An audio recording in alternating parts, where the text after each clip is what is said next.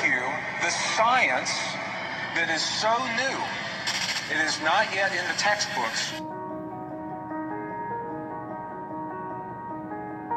In the modern world, we base our understanding of our lives and the universe upon science. And science is good, and sometimes science is wrong. There are two places where science has made false assumptions about you, about me, about our universe, about this world. And this is very, very important, and this is why we're here today. Science tells us that the space in the emptiness of the universe is truly empty. And we know that that is not true. That the space between you and me and the space between the stars, they say, is empty. But that's not true. Nothing could be further from the truth. Because there's something in that space. And that something is what gives us the power to heal our bodies and to bring peace to our world and to change this world if we understand the language to speak to that stuff that is in the emptiness. Science tells us there's nothing there, number one. Number two, science tells us that the inner experience in your heart, in my heart, that our thoughts, our feelings, our emotions, our prayers, our beliefs in our bodies have no effect on the world beyond our bodies. These are false assumptions. There is something in the emptiness. There is a language that lives in every human that walks this earth. It's a language of no words. It's the language of human emotion. It's a language that was lost to Western traditions 1,700 years ago. But it's a language that has been remembered in ancient and indigenous traditions. We're going to learn how to use this language to speak to this field, the divine matrix, in a way that is meaningful and useful in our lives. I'm going to share a story with you. It's a true story. It's a story of the birth of two baby girls, twins, and they were born prematurely, 7 weeks premature. And there is a practice in the United States when babies are born prematurely, the first thing they do is separate the babies. Now, can you imagine living in the womb of your mother for 6 or 7 or 8 months and living close to another being, your twin brother or your twin sister, and hearing the heartbeat of your mother every day and the heartbeat of your twin every day, and suddenly you're taken from that environment, and the first thing that happens is you're separated, and they put one twin, one premature baby in one incubator, and the second baby in a second incubator under the hot lights of the intensive care unit in the hospital. They put them in separate rooms, lying on their stomachs face down. That's what they do with the new babies, the premature babies. So these two baby girls came into the world. And this is what happened. They were separated, taken to different rooms. And immediately one of the little girls began to fail. Her vital signs began to drop. She was dying. There was a nurse who was working at the time. And the nurse said, "I must do something or this baby will die." She said, "I'm going to break the rules. I'm going to break the protocol." And she reached in, picked up the young baby that was dying. She took her into the intensive care unit with her sister. And you know where the story's going. You know what happened. She put the weaker girl in the incubator with the stronger girl. But this is where the story gets really interesting. And this is what tells me what I'm about to share with you is something that we are born with. It's not something that we learn. Because here is what happened. They put the weaker baby girl in with the stronger one. And immediately the stronger one reached out with her arm and placed her arm around the shoulders of her baby sister. And the minute she did that, the instant she did that, her sister's vital signs stabilized. And she got stronger and stronger and stronger, and they both lived. Okay, can you feel that feeling? Can you feel that? I can see you're holding your heart. Some of you have tears in your eyes. Why? That feeling is a language. That feeling is a power that lives inside of your body. If I had walked onto this stage and said, now, have that feeling, it may have been hard to do. But you saw an image that gave you a reason for that feeling. It's a powerful story. It's a powerful image. It's true. And the two girls lived, and they're doing very well today. Is something that does not happen in your mind.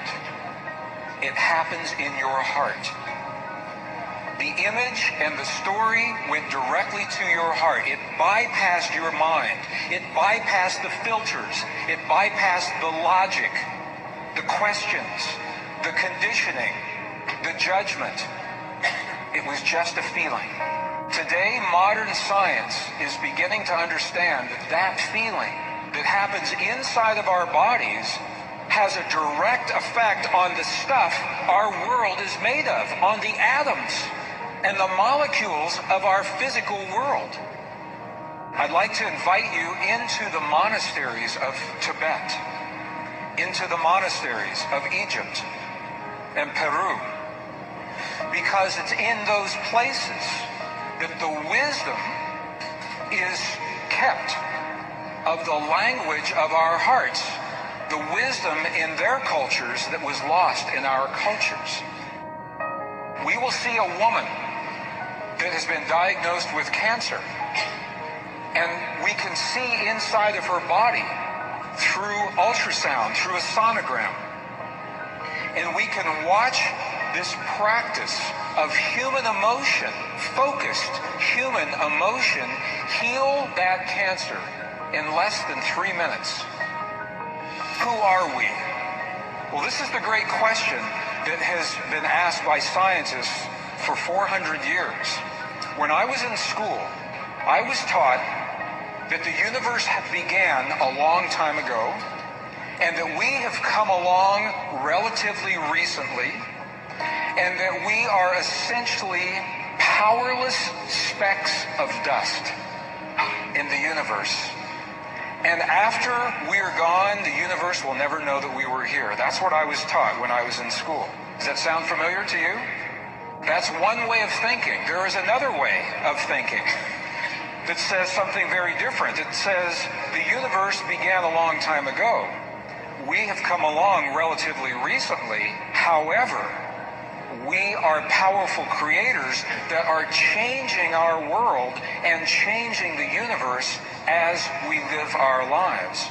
And this is the controversy of the scientists. Albert Einstein believed the first idea. Albert Einstein said we live in a world which exists independently of us humans, which stands before us like a great eternal riddle, at least partially accessible to our inspection and thinking. It's very complex. What he's saying is, Albert Einstein believes that we will be lucky if we understand even a little bit of how the universe works, and that we are very insignificant. A colleague of Albert Einstein was alive during his time and is still alive today. His name is Professor John Wheeler, Princeton University physicist. He's still with us today.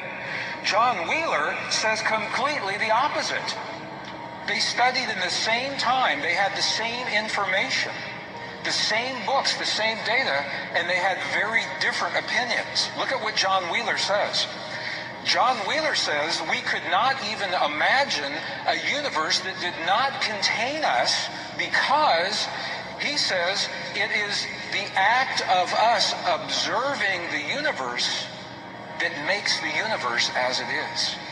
He says that we are tiny specks, tiny patches of the universe looking at itself and building itself in what he calls a participatory universe.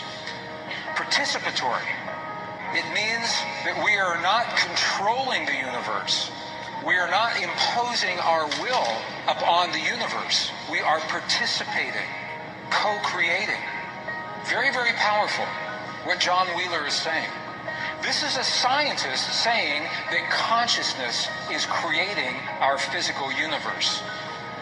The question is, if feeling and consciousness is creating, what is it that we feel? What do we believe about our world?